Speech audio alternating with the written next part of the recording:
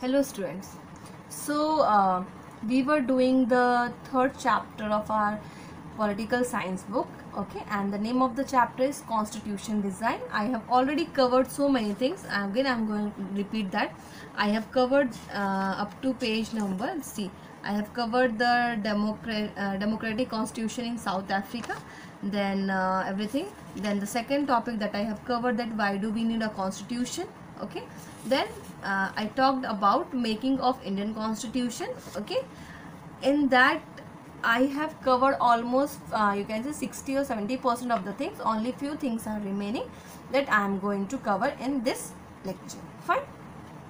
So I told you that how constitution, you can say how the Constituent Assembly made the constitution. Fine.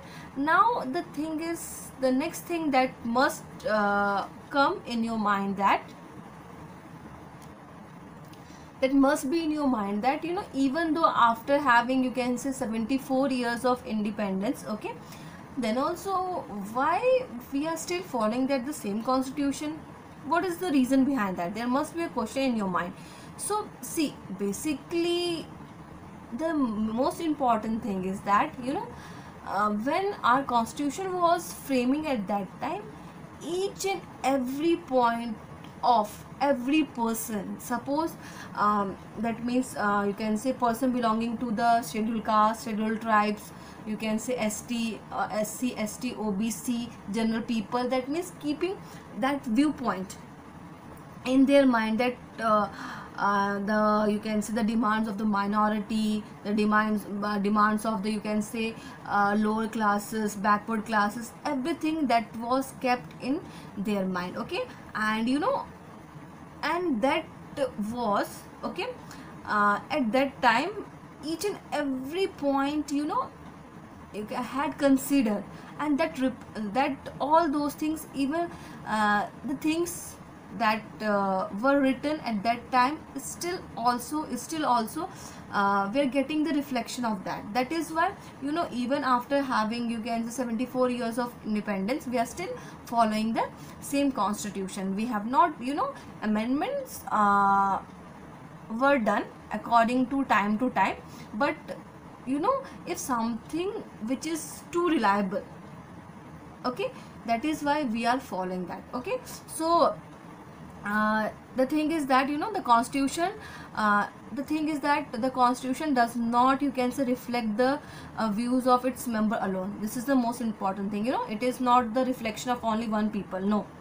Suppose if I am the member of the constitution, you can say Constituent Assembly, only the viewpoint is of not only mine, but I have taken the consideration of the viewpoint of the all members, plus I have check out the things in the reality, that whether the things which I am going to frame will applicable in all the situation or not. So it is not the reflection of, you can say, one member alone, and you can say it expresses a broad, you can say, consensus, okay, of its time. Now many, so see, there are so many countries that they framed the constitution, but the reliability of the constitution was not, okay, not at that time. You can say the constitution that they framed was they did not, you can say, take the consideration of, they had not taken the you can say consideration of the common people, that what exactly they wanted. So because of that, so many times the constitution was written again and again, that means amendment was done, okay. And because we have to run a country. For running a country, it is the most important thing, is that you have to take the people, okay. You don't have to think about one person, you have to take the people as a whole, and you have to frame the policies according to their need.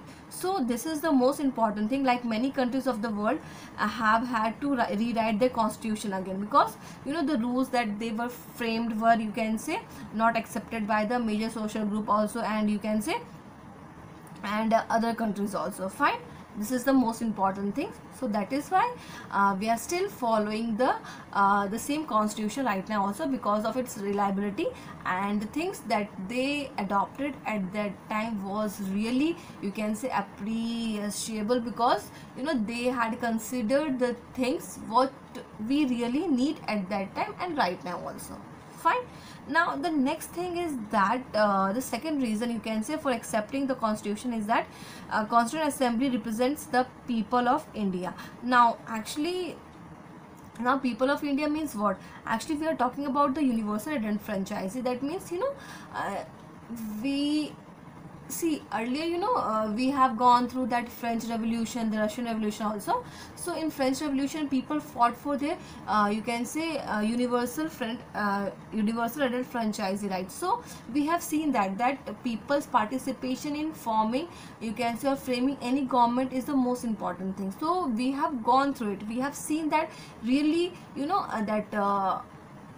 that there must be power in the hand of the people, so that they can choose their representative. Okay, and that means there must be, you can say, voting right to the common people, you can say, like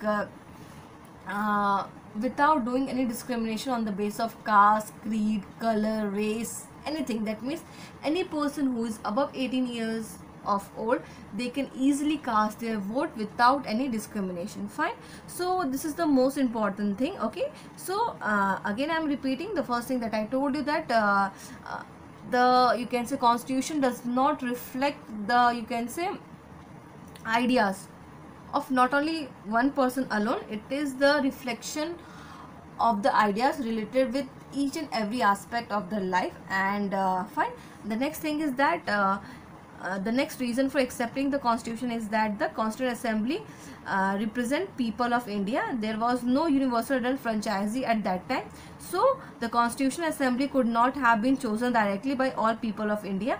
So it was elected mainly by the members of its existing provincial legislatures that we mentioned above. So basically we have chosen it, that these members, because we are having, you can say, well educated member in the constituent, you can say, Constituent Assembly, that they they had gone through the, you can say, constitution of different countries.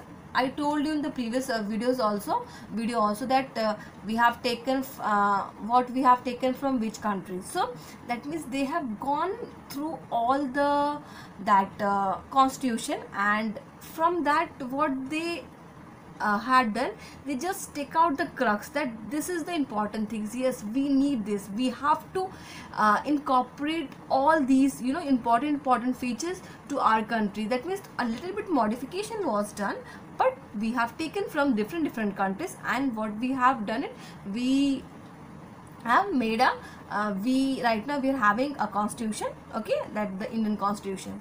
Now you can say one more thing, the thing is that how, you can say, that Constituent Assembly works. So basically the most important thing is that the Constituent Assembly worked in a systematic, you can say, systematic, open and consensual, you can say, manner. Firstly, what happened, firstly some basic principles were decided. Okay, then discussion were done, you can say, agreed upon them. Then you can say a drafting committee chaired by Dr. B.R. Ambedkar. He was the, you can say,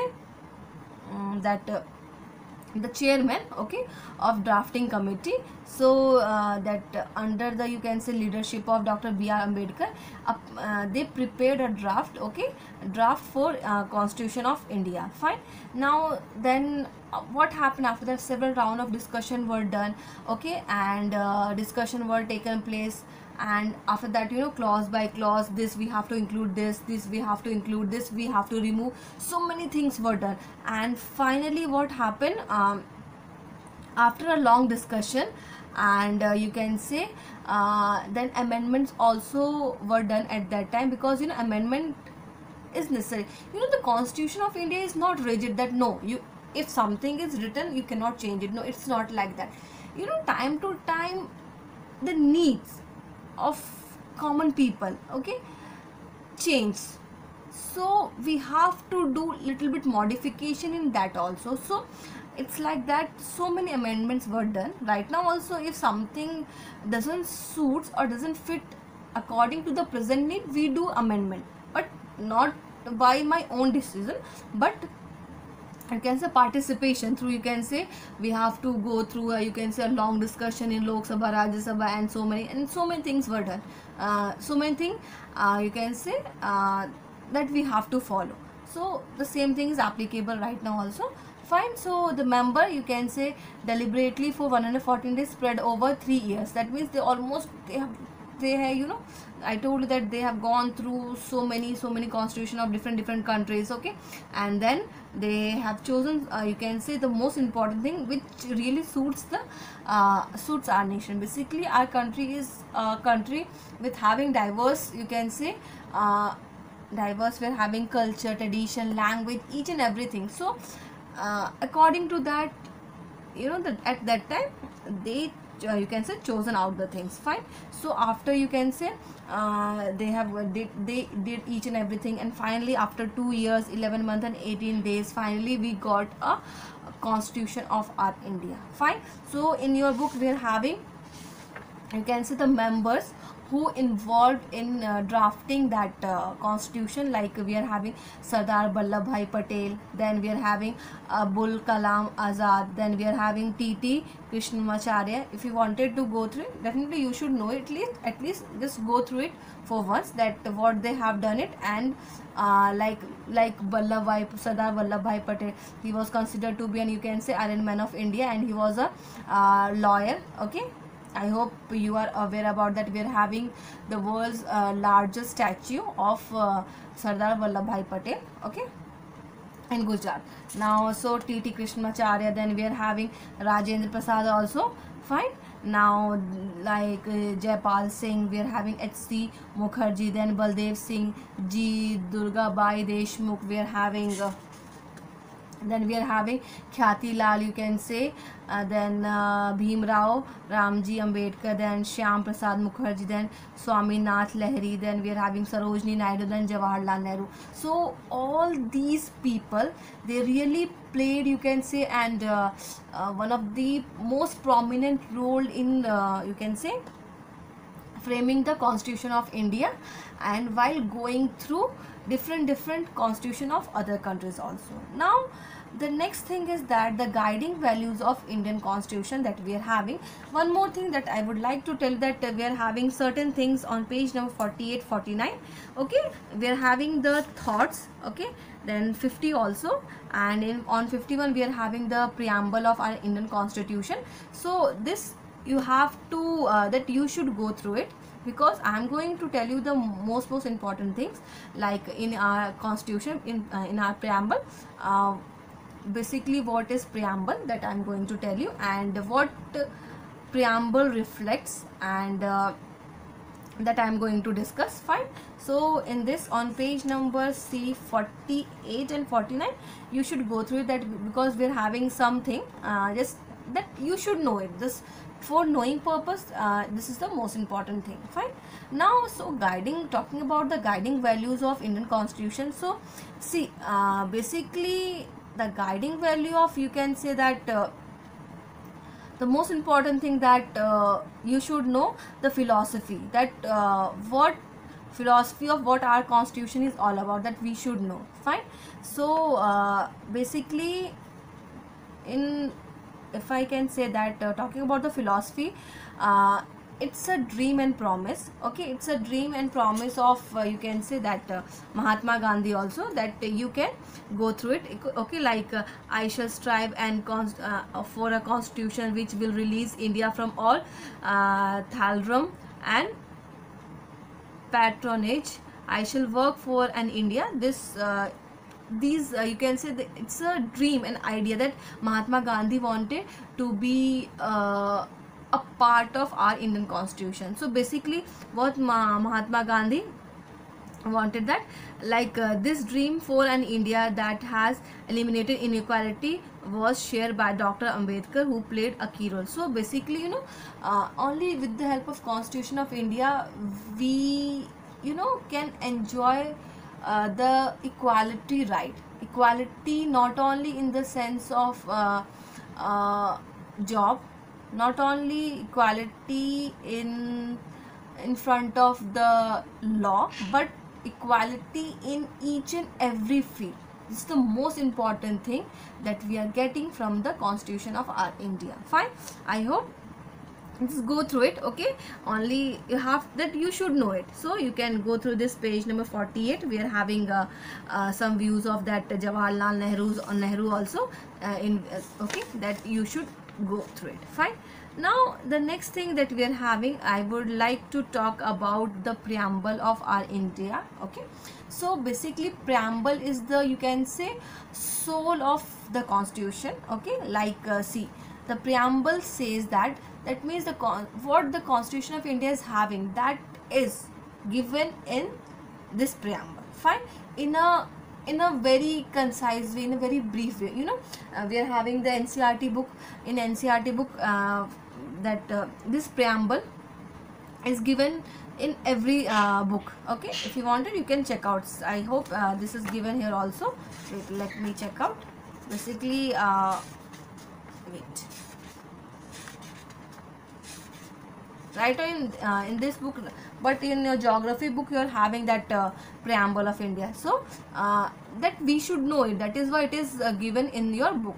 So basically, when we talk about preamble of India, we the people of India, having solemnly resolved to constitute India into a sovereign, socialist, secular, democratic republic, and to secure to all its citizens justice, social, economic and political, liberty of thought, expression, beliefs, faith and worship, equality of status and opportunity, and promote among them all fraternity, assuring the dignity of individual and the unity and integrity of the nation. In our Constituent Assembly, this 26th day of November 1949, do hereby adopt, enact and give to ourselves this constitution. That means, that means we are having some highlighted word, that means like sovereign, socialist, secular, democratic republic, justice, liberty, equality, fraternity, that you should know the meaning of these things. Okay,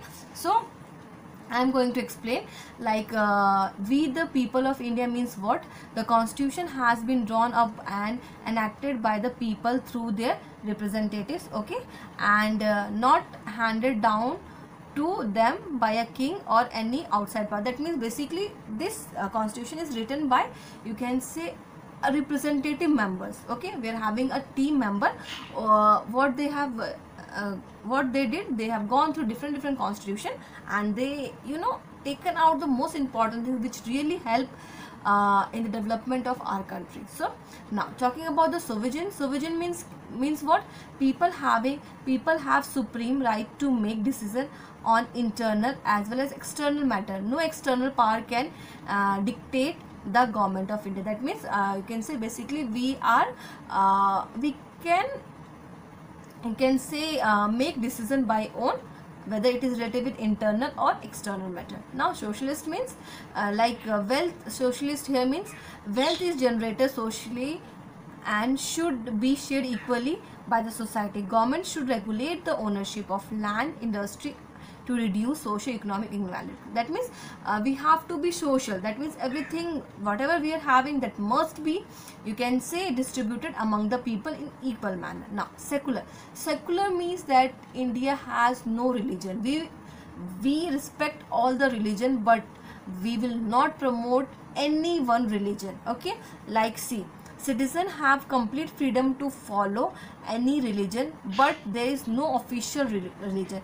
Government treats all religion, beliefs and practice with equal respect. That means India is not going, that means constitution is not going to say that yes, we are Hindu, you can say, nation country, we are Muslim nation country, we are Sikh nation country. No, it is not like that. We are secular. That means we are not going to promote any religion. Okay, people may follow it, whatever religion they wanted to follow, they can follow, but the government of India is not going to support any one religion.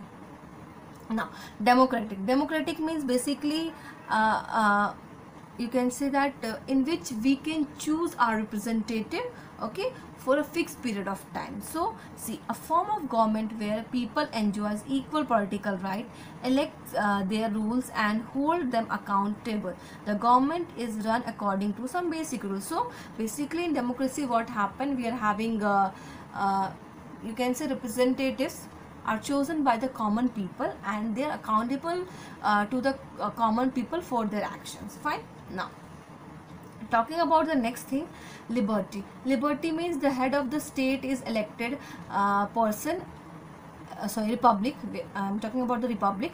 So the head of the state is an elected person and not a hereditary position. So basically what happened, republic means that we are having the president, like president is not like that one by one. Suppose if right now basically we follow democratic rule, fine, like right now we are having Ramnath Kovind as a president. So after Ramnath Kovind, it is not like that only his son or his daughter is going to be the president of India. No, it's not like that.